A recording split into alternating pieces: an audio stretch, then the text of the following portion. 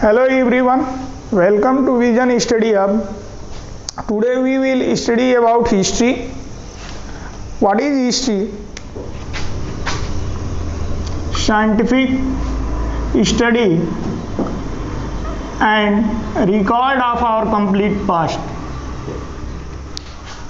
As it is generally said that history is a collection of the events which have been occurred in past.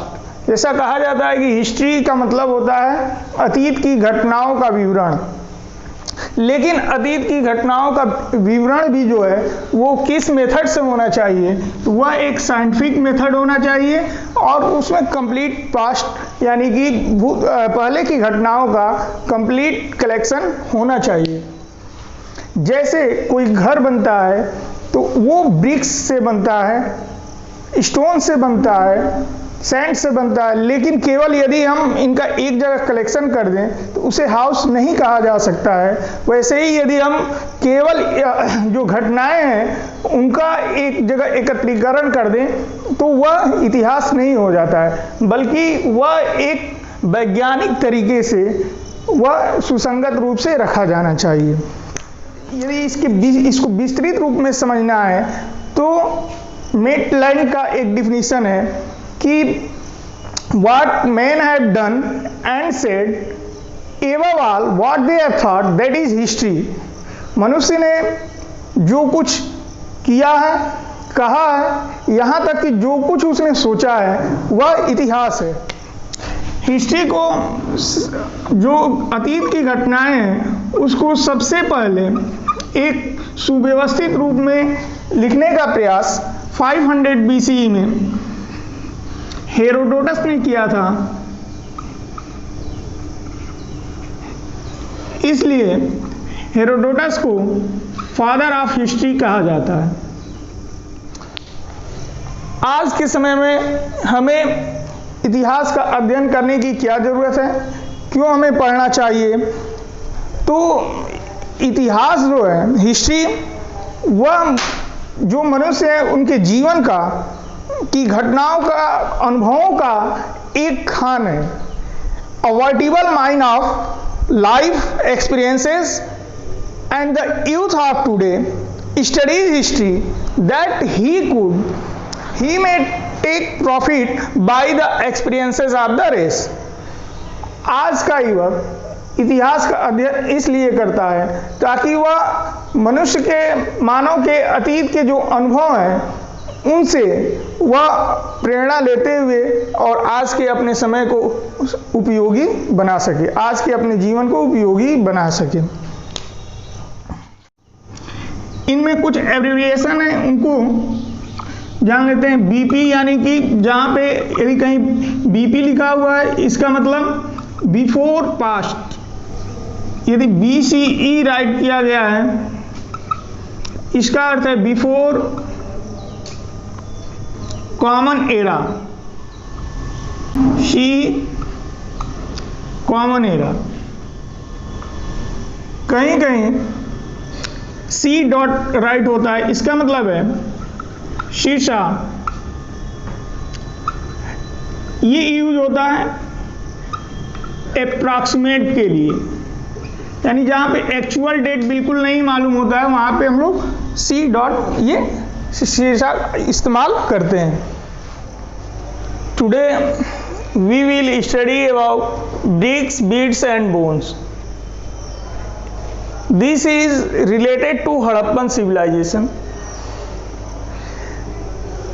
bricks यानी ईंट, beads यानी मनके और bones यानी हड्डियाँ। ये सोर्सेज हैं, इनके द्वारा हम हड़प्पन सिविलाइजेशन के हिस्ट्री को समझने का प्रयास करते हैं। या हिस्टोरियन ने जो हिस्ट्री राइट किया है हड़प्पन सिविलाइजेशन का, इन्हीं सोर्सेज के अकॉर्डिंग राइट करने का प्रयास किया है। तो फर्स्ट चैप्टर में हम लोग हड़प्पन सिविलाइजेशन के बारे में पढ़ेंगे, जो प्रथम नगरीय सभ्यता मानी जाती है। इस चैप्टर में हम लोग देखेंगे कि हड़प्पन सिविलाइजेशन कितनी पुरानी थी, बिगनिंग इसकी कब हुई, इसके बाद से सब्सटेंस स्ट्रेटजीज के बारे में जानेंगे कि कैसे उन लोगों का जीवन निर्वाह होता था, किन चीज़ों का वे प्रयोग करते थे रहने के लिए, खाने के लिए, या किन पशुओं को वे अपने पास एज ए डोमेस्टिक रखते थे। उसके बाद से हम लोग एग्रीकल्चर टेक्नोलॉजी के बारे में जानेंगे, किन क्रॉप्स को उगाया जाता था, उसको उगाने के लिए उनकी टेक्नोलॉजी क्या थी, किस तरह से कौन कौन से प्रोडक्शन वहाँ पे क्रॉप्स प्रोडक्शन होते थे। फिर हम लोग मोहनजोदारो, हालांकि हड़प्पन सिविलाइजेशन जो था वो सबसे फर्स्ट सिविलाइजेशन था जो मालूम हुआ, लेकिन इनमें यदि कोई सबसे विकसित सभ्यता थी, सबसे डेवलप्ड कल्चर था, तो वह मोहनजोदारो सिविलाइजेशन था। मोहनजोदारो में हम लोग देखेंगे कि यह बिल्कुल एक प्लान्ड अर्बन सेंटर था। प्लान्ड अर्बन सेंटर का मतलब है कि बिल्कुल एक प्लानिंग के साथ उसको डेवलप किया गया था। जैसे आज हम लोग देखते हैं कि बड़ी बड़ी कॉलोनियाँ जो बनाई जाती हैं बिल्कुल एक प्लानिंग के साथ, वहाँ पे रोड, ड्रेन्स और बाकी सारी चीज़ें फैसिलिटीज़ देते हुए बनाई जाती हैं। तो वैसे ही जो एक प्लान्ड अर्बन सेंटर था वो मोहनजोदारो का था। इसमें इसके मेन फीचर्स थे ड्रेन्स, क्योंकि वेस्ट वाटर को निकलने के लिए वहाँ पे ड्रेन्स की व्यवस्था की गई थी, और जो बिल्कुल यूनिक फीचर था उस समय के लिए। इसके अलावा डोमेस्टिक आर्किटेक्चर के बारे में हम लोग स्टडी करेंगे। इसमें देखेंगे कि मोहनजोदारो सिविलाइजेशन में जो नगर थे वो दो पार्ट्स में बने हुए थे।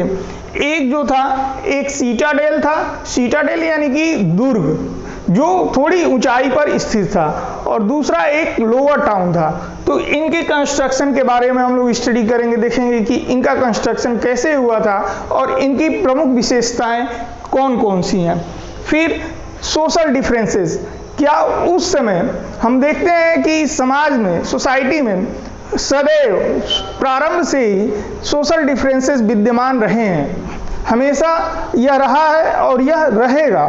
तो उस समय सोशल डिफरेंसेस कैसे थे, तो उनका पता लगाने के लिए हिस्टोरियन ने किन किन चीज़ों का इस्तेमाल किया as a source of history, उनमें हम देखेंगे ब्यूरियल्स यानी कि जो कब्र थे उनको उन्होंने स्टडी किया है, और जो लग्जरीज यानी जो भोग विलास की वस्तुएं वे लोग यूज करते थे उसको देखते हुए पता लगाने का प्रयास किया है कि उन लोगों के बीच में सोशल डिफरेंसेस कैसा था, सामाजिक जो डिफरेंसेस था, भिन्नता थी या नहीं थी, इसको पता उन्होंने लगाया है। नेक्स्ट हम लोग देखेंगे कि उस समय ऑक्यूपेशन के लिए जो कौन से ट्रेड या कौन से व्यापार थे, तो उनमें क्राफ्ट प्रोडक्शन मेन था, जैसे बीड्स बनाए जाते थे। तो हम लोग क्राफ्ट प्रोडक्शन के बारे में पढ़ेंगे और इसमें देखेंगे कि किन स्थानों पे, किन प्लेसेस पे क्राफ्ट प्रोडक्शन किया जाता था, और ये जो क्राफ्ट प्रोडक्शन किया जाता था वो हमें कैसे मालूम होता है कि इन स्थानों पर ही क्राफ्ट प्रोडक्शन किया जाता था या ये चीज़ें बनती थी। इनके बारे में हम लोग स्टडी करेंगे। फिर आइडेंटिफाइंग सेंटर्स ऑफ प्रोडक्शन, यानी जो ये प्रोडक्शन होता था, ये जिन स्थानों पे ये प्रोडक्शन किया जाता था उसमें, उसके बारे में हम लोग पढ़ेंगे कि कैसे किन सोर्सेस को लोकेट करके हिस्टोरियन ने जो सेंटर ऑफ प्रोडक्शन है उनको आइडेंटिफाई करने का प्रयास किया है और कौन सी चीज़ों का वहाँ पे प्रोडक्शन होता था। After knowing about craft production, craft production के बारे में जानने के बाद से हम लोग देखेंगे कि कैसे आखिर कोई भी क्राफ्ट प्रोडक्शन होता है तो उसके लिए कुछ रॉ मटेरियल्स की ज़रूरत होती है, क्योंकि बिना रॉ मटेरियल के कोई क्राफ्ट प्रोडक्शन नहीं हो सकता है। तो कैसे ये लोग, हड़प्पन सिविलाइजेशन के लोग, procuring materials means raw materials को कैसे वे प्राप्त करते थे। जो क्राफ्ट्स ये लोग बनाते थे उसको बनाने के लिए जो रॉ मटेरियल्स की ज़रूरत पड़ती थी उसको वे लोग इंडिया में भी अलग अलग प्लेसेस से सब कॉन्टिनेंट में वे लोग प्राप्त करते थे। जैसे गुजरात से लोथल स्थान था, उधर से अन्य कई जगहों से वे प्राप्त करते थे। तो वे मटेरियल्स फ्रॉम सब कॉन्टिनेंट एंड बियॉन्ड हम लोग स्टडी करेंगे। इसके बाद से contract with distant land. Distant land का मतलब जो अन्य उस समय की सिविलाइजेशंस थी, जैसे मेसोपोटामियन सिविलाइजेशन थी, तो दिलमुन मगान अन्य प्लेसेस थे जहाँ से ये लोग व्यापार करते थे और वहाँ से रॉ मटेरियल्स प्राप्त करते थे, उनके बारे में हम लोग जानेंगे। नेक्स्ट जो स्टडी करेंगे, seals, scripts and weights. Seals यानी कि मुहर, जो एक आइडेंटिफिकेशन के रूप में, ऑनर के आइडेंटिफिकेशन के रूप में, पहचान के रूप में इस्तेमाल किया जाता था। यह हड़प्पन सिविलाइजेशन का मोस्ट डिस्टिंक्टिव फीचर भी है, मोस्ट डिस्टिंक्टिव ऑब्जेक्ट भी है। तो हम लोग सील्स के बारे में देखेंगे कि सील्स कैसे बनता था, उसमें क्या होता था, इसके बारे में स्टडी करें। फिर नेक्स्ट जो वहाँ स्क्रिप्ट जो उस पर राइट किया गया है, तो कुछ ना कुछ राइट किया गया है, लेकिन वह जो राइट किया गया उसको अभी स्टडी नहीं किया जा सका है। इसीलिए जो हड़प्पन स्क्रिप्ट है इसको इनिग्मेटिक स्क्रिप्ट बोला जाता है, रहस्यपूर्ण लिपि, क्योंकि इस लिपि को, इस स्क्रिप्ट को अभी तक डिस्कवर नहीं किया गया है, अभी तक पढ़ा नहीं गया है। फिर हम देखेंगे कि यह जो हड़प्पन सभ्यता थी, चूँकि यह एक नगरीय सभ्यता थी और यह व्यापार प्रधान सभ्यता थी, ट्रेड इसमें मुख्य था। उस समय जो वस्तुएं थी उनको मापने के लिए, तौलने के लिए वेट्स भी अलग अलग थे और ये बिल्कुल एक तरह से मान्यता प्राप्त रूप में ये वेट्स थे जो कि इक्वल, हर जगह इक्वल रूप में यूज़ किए जाते थे। तो अलग अलग वेट्स मिले हुए हैं, इनके बारे में स्टडी करेंगे। Next, ancient authority. Ancient authority में हम लोग देखेंगे कि उस समय जो एडमिनिस्ट्रेशन का वर्क था वो कैसे किया जाता था और उस समय किंग्स होते थे या नहीं थे, उनके लिए पैलेसेस, महल था या नहीं था। तो हम देखेंगे कि उस समय जो हिस्टोरियन इवैल्यूएट करते हैं उसमें मेनली प्रिस्ट किंग को बताया गया है। तो ये कोई प्रिस्ट किंग होता था या नहीं होता था, इनके बारे में हम लोग जानेंगे। Next topic is end of civilization. जो हड़प्पन सिविलाइजेशन थी उसका एंड हो गया, समाप्त हो गया। क्यों यह समाप्त हुआ, इसके कई रीज़न हैं हिस्टोरियन के अकॉर्डिंग। कुछ लोगों का मानना है कि क्लाइमेटिक चेंज के कारण, जैसे ड्रॉट और फ्लड, बाढ़ के कारण या सूखे के कारण लोग जो है उस स्थान से दूसरे स्थान को चले गए। अलग अलग हिस्टोरियन अपना अलग अलग व्यू भी रखते हैं। कुछ हिस्टोरियन का मानना है कि अटैक किया गया। तो इन सारे कारणों का, इन सारे रीजंस को हम लोग डिस्कस करेंगे एंड ऑफ सिविलाइजेशन के point. Discovering the Harappan civilization, इसमें हम लोग देखेंगे कि जब हड़प्पन सिविलाइजेशन को डिस्कवर किया गया तो उस समय जब प्रारंभ में सबसे पहले इस स्थान को ढूंढा गया तो कनिंघम का कन्फ्यूज़न क्या था, इसके बारे में हम लोग थोड़ा जान लेते हैं। कि जब इसके डेट को निर्धारित करने का कार्य किया गया तो कनिंघम चूँकि उस समय जिन चीज़ों, जो डेट वो जानता था उसके अकॉर्डिंग उसने इस हड़प्पन सिविलाइजेशन का डेट निर्धारित करने का प्रयास किया, लेकिन बाद में चल करके मालूम हुआ कि यह जो कनिंघम सोच रहा था उससे कहीं पहले का सिविलाइजेशन है और यह एक बिल्कुल न्यू सिविलाइजेशन है। इसके बाद से न्यू टेक्निक्स एंड क्वेश्चंस, जो व्हीलर के द्वारा जो क्वेश्चन उठाए गए और फिर उसको हड़प्पन सिविलाइजेशन को अलग अलग पार्ट्स में, pre mature Harappan civilization, mature Harappan civilization के रूप में डिफ्रेंशिएट किया गया, इसके बारे में हम लोग जानेंगे।